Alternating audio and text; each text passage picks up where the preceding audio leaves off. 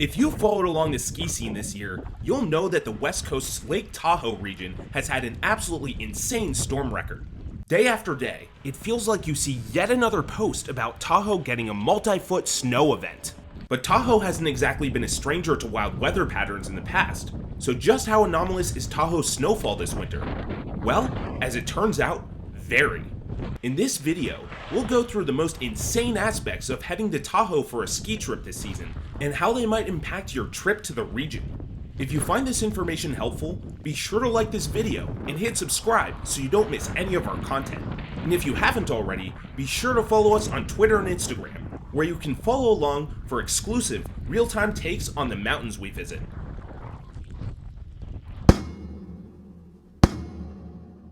With Tahoe's record snowfall comes some of the best snow conditions the region has seen in years. Fresh powder has been frequent and reliable, allowing for steep and deep turns on a regular basis. As soon as the last storm rolls out, it's only a matter of time before another one rolls in. Tahoe is no stranger to massive storms. Even in bad seasons, the region often gets feet of snow at a time.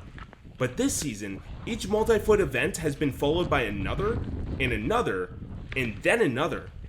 This means that massive powder days that are sometimes few and far between in Tahoe have been constant this season. Knee-deep turns days in a row haven't even been out of the ordinary. Powder skis are an absolute must to make the most out of these incredible accumulation totals. And while many repeat Tahoe visitors will certainly be familiar with the region's wet and heavy Sierra cement, much of this season has been an anomaly. This winter's temperatures have been much lower than normal, and unlike in typical winters, storms have generally brought light and dry accumulation. This has brought about an absolutely pristine combination of both snow quality and quantity at the Lake Tahoe ski resorts. The well above average snowfall has transformed the terrain footprint at many of Tahoe's ski resorts. Several runs have become much different in technicality than in normal years, with the excess snowfall covering up obstacles such as rocks, tree stumps, and shrubs that would normally make some expert level runs much harder. But thrill seekers shouldn't pout just yet. The exceptional accumulation has filled in several lines that wouldn't even be skiable in a typical year, making for fresh extremes that are ripe for mandatory air or straight lining. In fact, the deep, soft snow totals on powder days may be perfect for practicing these gnarly lines.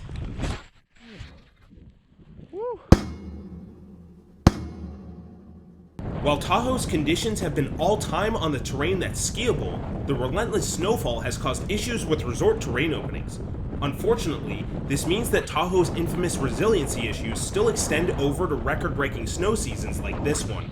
While the exceptional snowfall has furnished the resorts with plenty of terrain cover, the continuous storm patterns have made for wind conditions and avalanche danger that keep exposed high alpine terrain closed for protracted periods of time.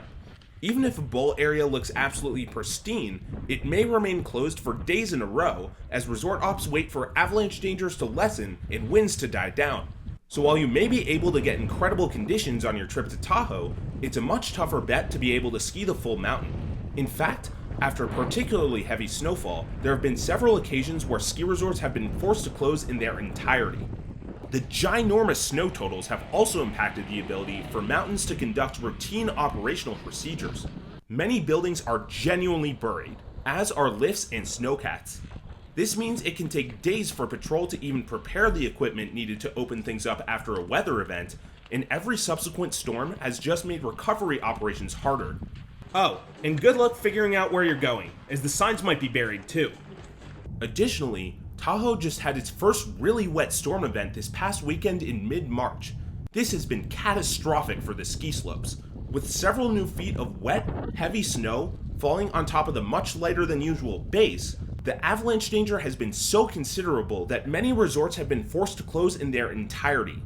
And even absent avalanche issues, lower elevation resort areas have seen rain, resulting in floods both at the bases and on some access roads. This wet layer of snow will probably help preserve the base for a long season ahead, but at least for now, it's wreaking havoc on a lot of people's vacations.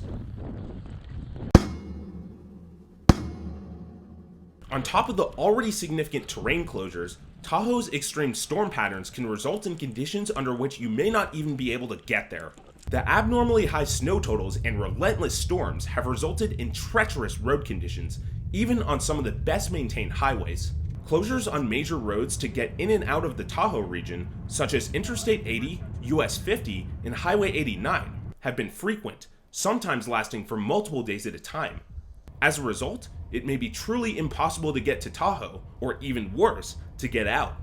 Don't even think about driving up if you don't have both four-wheel drive and snow tires. And even if you do, be prepared to drive through very sketchy road conditions. Chain control operations have been frequent, which may delay your trip by hours even on roads that are technically open. You'll want to make sure to be very flexible with your travel plans if you've booked a trip to Tahoe, as you may have to adjust your trip plans in ways that alter your itinerary for days.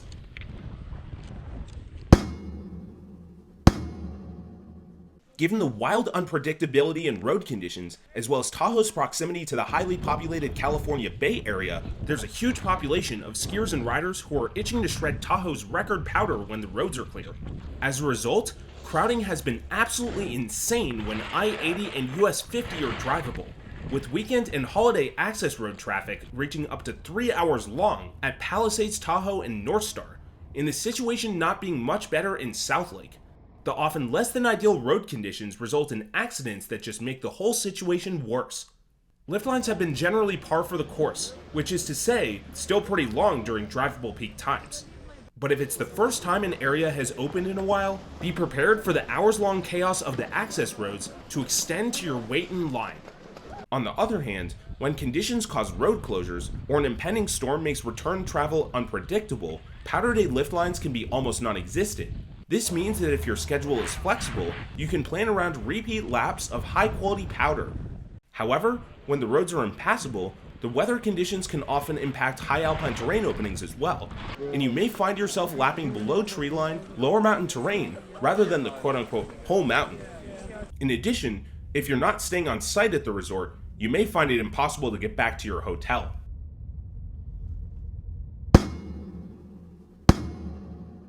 If you've only visited Tahoe during less abundant snow years, prepare to be completely blown away by the look of the place this winter.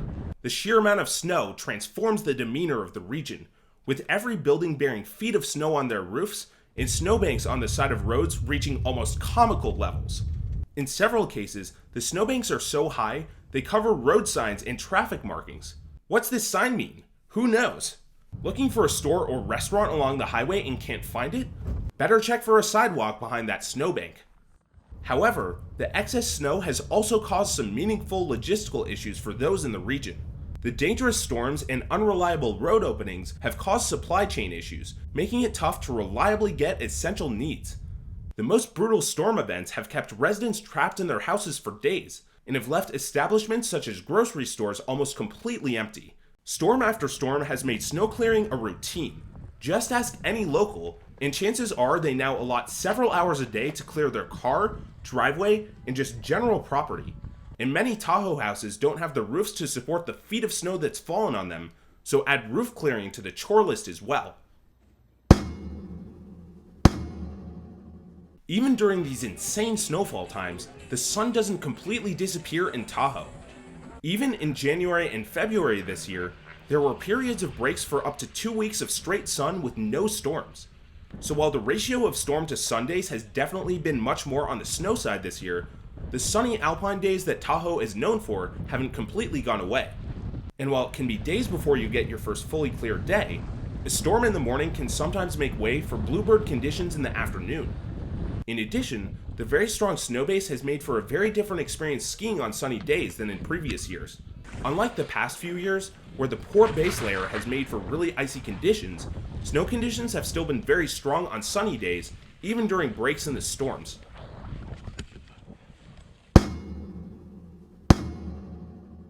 At a typical ski resort, mid-March is when the season starts to wind down. But thanks to these outrageous snowfall totals, some Tahoe resorts have already been talking about operating all the way to July 4th.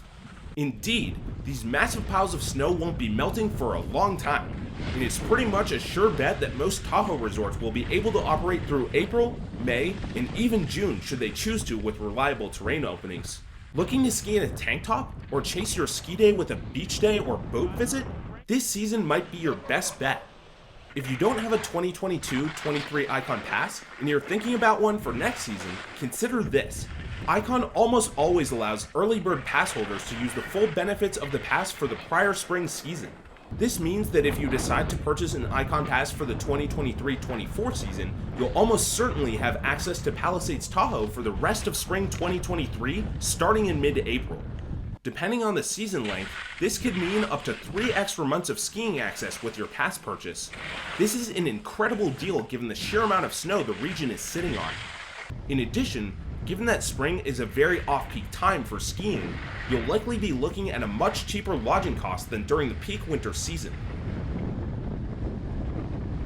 Ultimately, there's no question that this is the best ski season Tahoe's seen in decades, with extraordinary snow totals, exceptionally high quality accumulation for the region, in a season that will likely extend well into the summer.